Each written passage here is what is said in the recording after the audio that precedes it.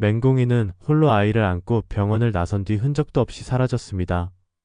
서민기는 뒤늦게 병원으로 돌아왔으나 공이와 아이가 사라졌다는 소식에 경악하며 정주리를 추궁했지만 정주리는 몰라 나도 연락 안 되라며 무책임하게 손을 뻗었습니다.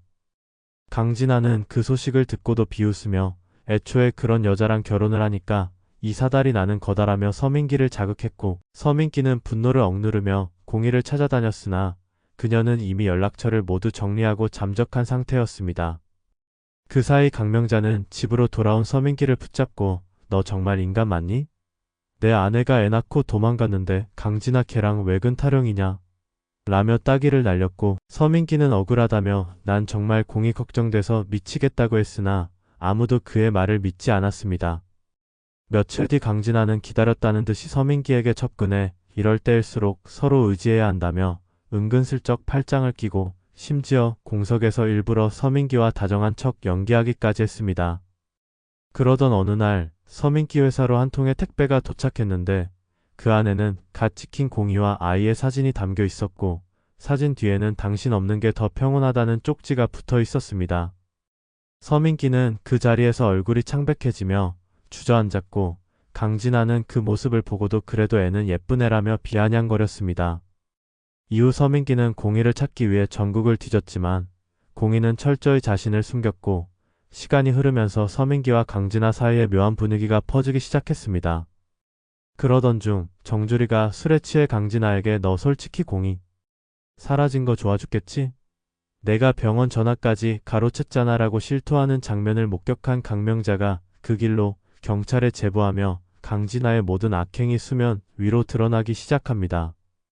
그러나 이미 공이는 외국으로 출국한 상태였고, 마지막으로 남긴 메시지에는 이제 다신 한국에 돌아가지 않겠다. 나 없이 마음껏 살아라는 글이 담겨 있었습니다.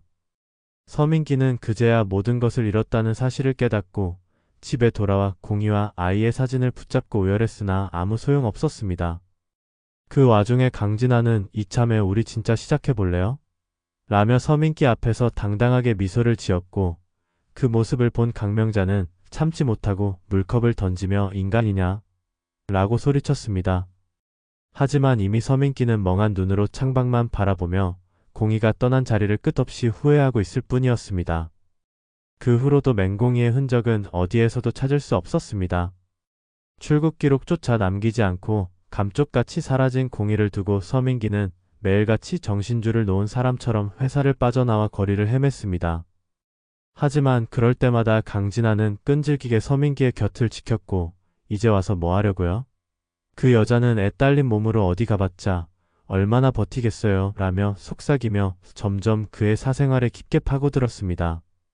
그러던 어느 날 강진아는 마치 기다렸다는 듯이 서민기에게 술자리를 제안했고, 만취한 서민기를 호텔로 데려가 사진을 찍어두었습니다. 그리고 다음날 아침 서민기가 정신을 차렸을 때 강진아는 의미심장하게 미소 지으며 이제 우리 책임져야 하지 않을까요? 라는 말과 함께 사진 한 장을 슬쩍 내밀었습니다. 서민기는 그제서야 강진아가 모든 판을 짜고 있었다는 걸 눈치챘지만 이미 늪에 빠진 뒤였습니다. 그 사이 공이는 해외의 한 작은 도시에서 새로운 신분으로 아이를 키우며 조용히 살아가고 있었습니다. 그녀는 매일 밤 아이를 품에 안고 서민기와 강진아의 이름을 되뇌며 절대 용서하지 않겠다며 이를 악물었습니다. 그러던 중 공이는 자신처럼 한국에서 도망쳐온 한 지인을 통해 서민기와 강진아가 이미 사내 연애설에 휩싸여 있다는 소식을 듣게 되었습니다. 공이는 참을 수 없는 분노에 휩싸였고 결국 그 지인을 통해 국내 언론사에 익명 제보를 보냈습니다.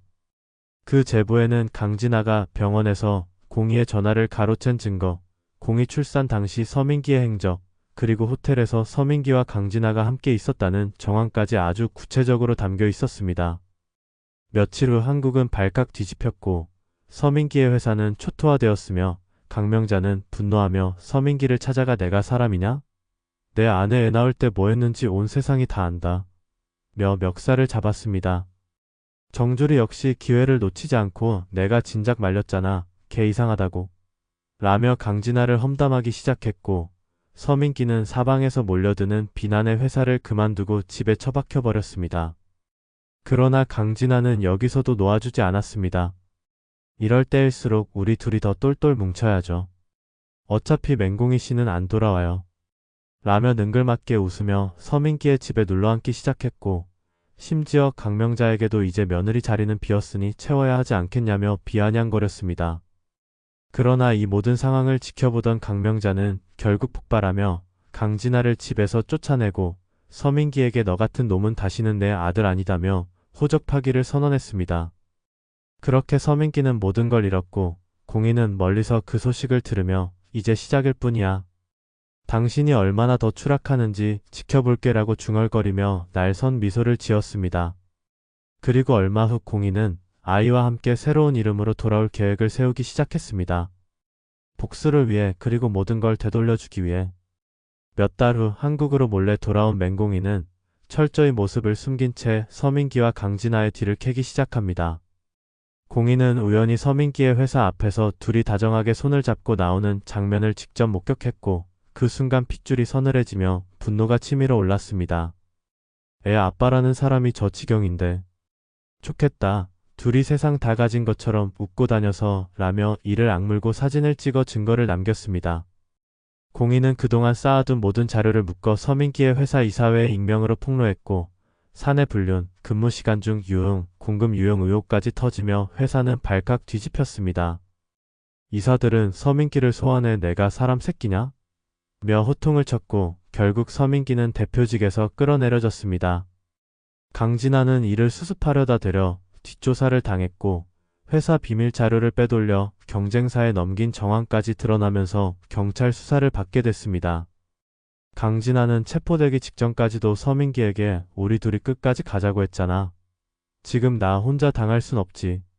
라며 악을 썼지만 서민기는 이제 내가 무슨 짓을 하든 모르겠다며 손절해버렸습니다.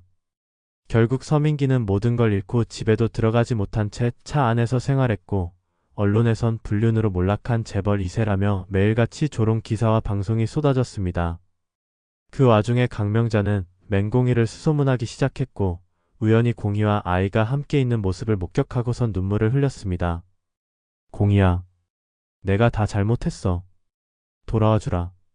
내가 아니면 우리 집안은 끝이야 라며 무릎까지 꿇었지만 공희는 싸늘하게 돌아서며 늦었습니다. 이제부터는 저희 모자가 누굴 밟고 올라서든 신경 쓰지 마세요 라고 선언합니다.